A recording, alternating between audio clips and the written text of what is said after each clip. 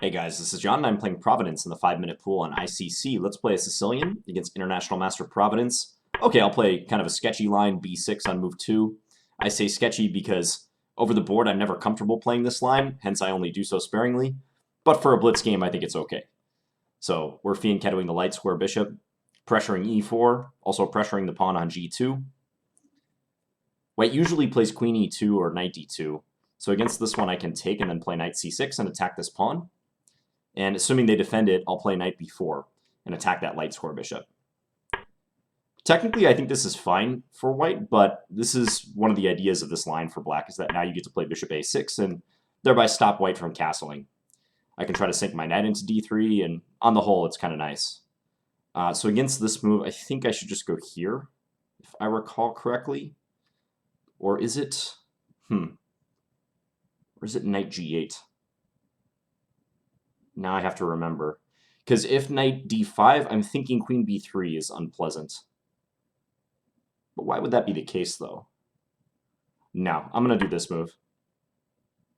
I thought I remembered something about knight d5 not being correct, but I think that's a different position. This sometimes happens, like the move orders get muddied in my head. Probably happens to you guys, too. Knight e4, okay. So white still cannot castle, but they may be ready to kick me out with a3. Is there a way I can stop that? Like rook c8, a3? Probably no tactics going on per se. Yeah, I may eventually have to retreat. So let's just do this for now. And if a3, we'll probably just drop the knight back and proceed from there. Just checking to make sure stuff like rook takes c1 doesn't work. It's too risky anyways. Knight d3 doesn't work. Yeah, we got to go back. And probably bishop d3 is what they'll play to try to trade pieces so they can finally castle. Maybe they'll play queen a4, looking to attack the bishop.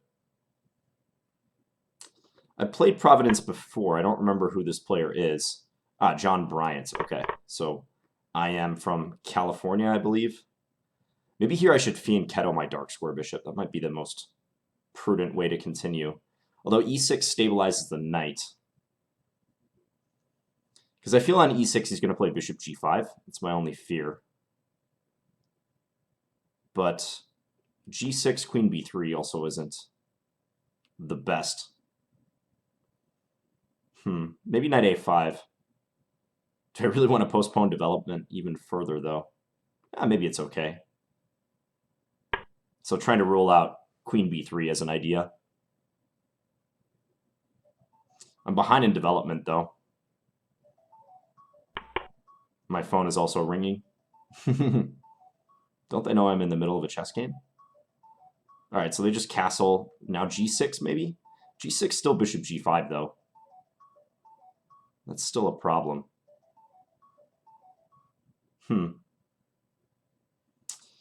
Okay, I'm going to play h6 to stop bishop g5, but yeah, this is suspicious. Because now I got to play e6 and bishop e7, and all that takes time. All those moves take tempos. My king is stuck in the middle.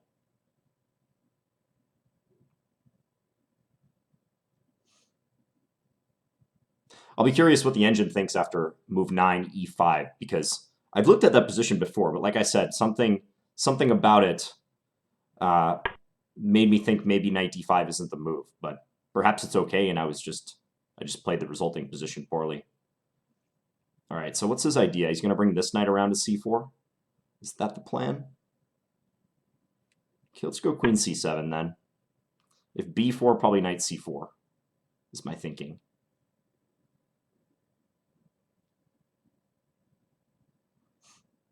I don't think knight f4 was worth it on the previous move. That would have been just a pure attack on the queen, but nothing much more than that.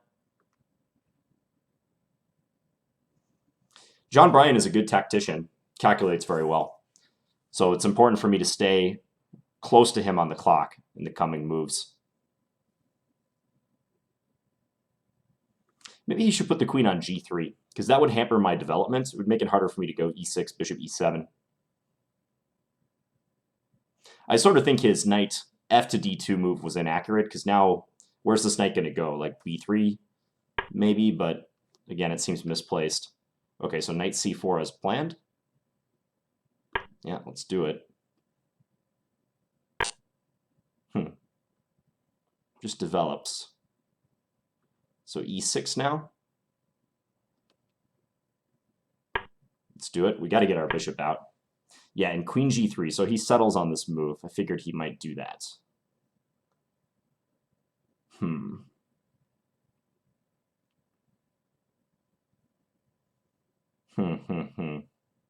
G6 perhaps? In a bid to get developed? I don't know. I'm going to come here, actually. Because I don't think I want my queen on the c-file necessarily, because after a trade and he moves the bishop, rook c1 would be coming pretty fast. So I think getting off the file is smart. Check. Oh, he's going to do this. Okay. And then take g7. Is that the plan? Okay. So he just wants that pawn, possibly more.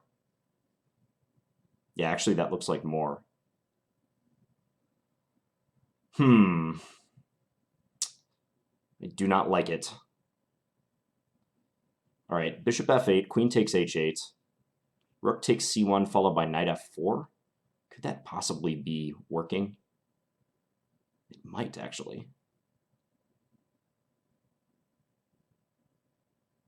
I don't think that's enough for the exchange, but I'm not liking rook f8, so I'm going to take a gamble and play this way. Yeah, I mean, I think there's a number of things he can do against this, but at least I get a slight initiative, and I think if I had played rook f8, he was just going to take d6, and I don't know what to do against bishop takes h6 coming. Yeah, so now simply f3. I can't trap his queen, can I? Doesn't look like it, so I'm just going to play knight d3 on the next move and hope that I get sufficient play for the exchange. Queen g8. All right, so we got to come in and try to win the exchange. I'm just down an exchange plus pawn, though, after I take one of the rooks. Not going to be enough. Okay, let's try to break open the position. My queen can't leave the c8 square, because otherwise this rook is coming in to crush me.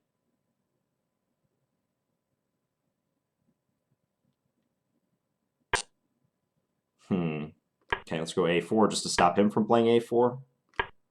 Advance this guy.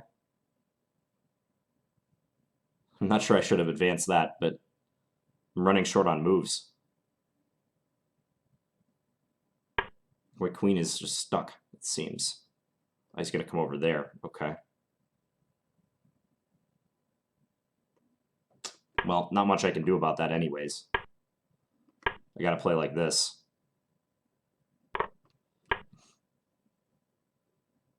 I am well and truly stuck here, guys.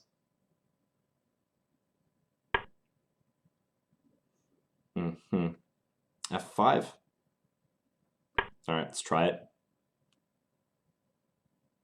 Takes h4, I take here.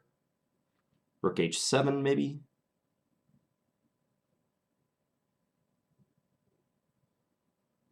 If I can win his a3 pawn, I have a chance. It's a big if, though. Yeah, rook h7 is pretty killer. Okay, let's do this. If rook f7, I guess I'll play king back to e8. I must. Now I'm going to try to take a3. He might be... Yeah, actually, he can probably just trade everything on f8 now and just win the resulting endgame.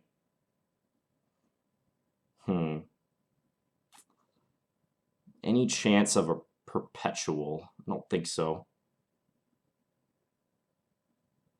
Time warning. I think I'm just busted now. He's got queen f7 next too. All right, I'm going to resign this. Yeah, no way to stop either queen f7 or just rook a8 check. So, over. Yeah, my king got caught in the center. I think right around here, like maybe starting with knight a5, but it's possible I'm already experiencing problems in this position because, well, let's go back and check it, but so I played b6. The two theoretically approved ways of fighting the c3 Sicilian are knight f6 or d5 on move 2. And I think there's no question that those are the strongest moves. b6 is a weapon that's not bad for blitz and faster time controls, though. I played it OTB maybe once or twice. But the idea is that you don't take the pawn on d4, because if you take the pawn on d4 now, then black's going to have a hard time when white develops their knight to c3 and defends the e4 pawn. So in refraining from the exchange on d4 and instead playing bishop b7, attacking this pawn, you just make it more difficult for white to defend it. They can't seamlessly stick their knight on c3. So this happened, and now I take. So since white's knight has been directed to d2, I don't mind doing this as much. He can't go knight c3. Knight c6 here. Yep, and this is all known. Although I get the feeling like maybe he wasn't aware of this line, because usually white prefers not to play this way. But let's just see.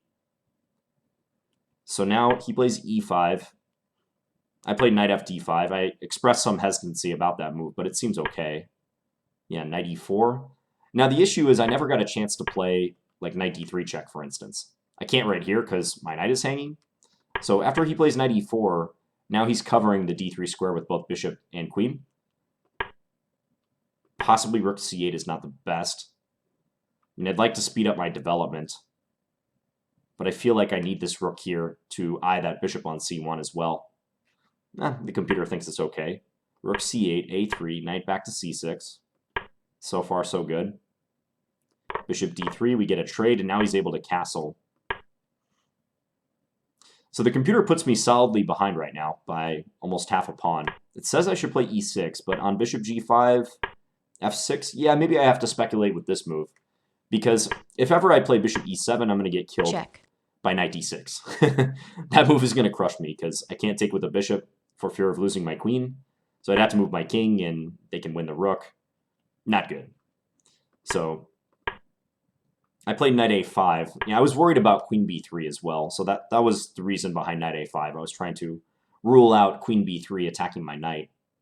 But I think the reality is that I will have to play e6 anyways, so I probably should just do it now. Because I don't think g6 is ever really a good solution, trying to fianchetto the bishop, because he can still go here, and knight d6 remains a threat. Maybe I could do this and sidestep it. Note that knight d6 is a threat because my e-pawn would be pinned. I would lose my queen if I took the knight. Maybe I can sidestep it, but yeah, this position looks incredibly suspicious. He comes over and attacks, and I might have to play e6 if I want to hold the knight, but if I do this, this just creates Swiss cheese problems on my dark squares. So knight a5, he castled. Yep, I played h6. This is a clear sign that things have gone in white's favor. The fact that I'm playing h6 to rule out bishop g5 in an attempt to develop. Maybe I have to try this line again, and now f6. Hate to move the f-pawn, but might be forced, because trading the bishops is out of the question again. Yeah, and here he played this nice knight d2 move. I wasn't sure about this move at the time, but it worked out pretty well for him, because it created an avenue for his queen to come over to g3 and thereby attack the g7 pawn. b4, knight c4, rook e1. Maybe he could play queen g3 directly, but rook e1 certainly looks helpful. And now I finally played e6, which doesn't do any favors according to the computer, but yep, it's tough. And now I'm in big trouble after queen b7. Funny how this seemingly innocuous move suddenly makes my position hopeless. Yeah, plus 3.5 in white's favor. So instead, the engine recommends g5. Yeah, trying to stop queen takes g7. Maybe I can try to prepare this move, but I was worried that if I keep my queen on the c-file that he would do something involving a quick rook c1. Like, yeah, bishop, let's say even bishop d2, although I guess I can take the d4 pawn. Maybe bishop e3 or b2 is better. And he's threatening this, and there's a problem on the c-file. Still, this probably gives me better chances than the game, though. So queen b7, he took. Yep, and then just did this straightforward check and wins g7. So you could say that queen b7 was actually just a tactical error, because it allows this knight e6 check followed by queen takes g7. Yeah, so I think pushing the g-pawn was mandatory instead. So good intermezzo, good zwish and zug by white, and I decided to pitch the exchange to try for some activity, but I think if I had played rook f8 and he takes here, this is similarly hopeless with bishop takes h6 coming. I didn't see a good defense, nor does the computer. It's saying that my best shot is this and try to grovel in an endgame when he eventually takes on f8. Yeah, I'll be down the exchange. So I did this and then took c1.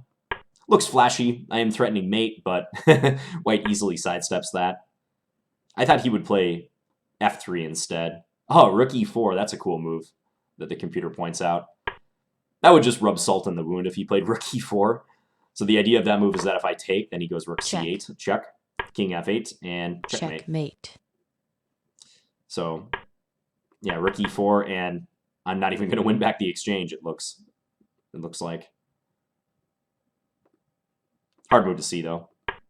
He played queen g8 instead, and I went after the exchange, but it didn't really matter.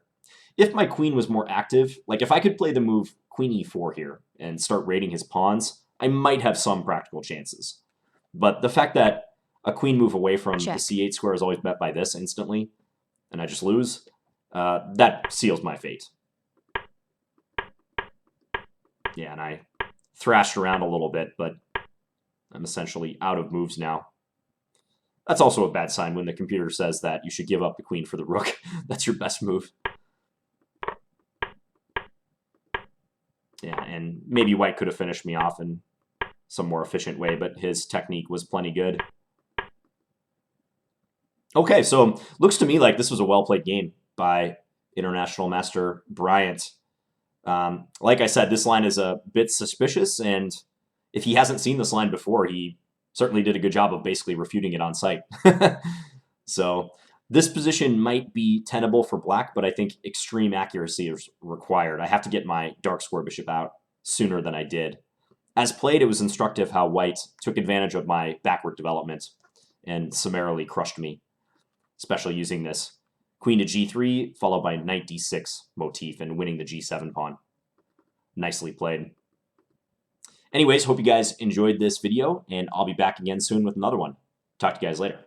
Bye.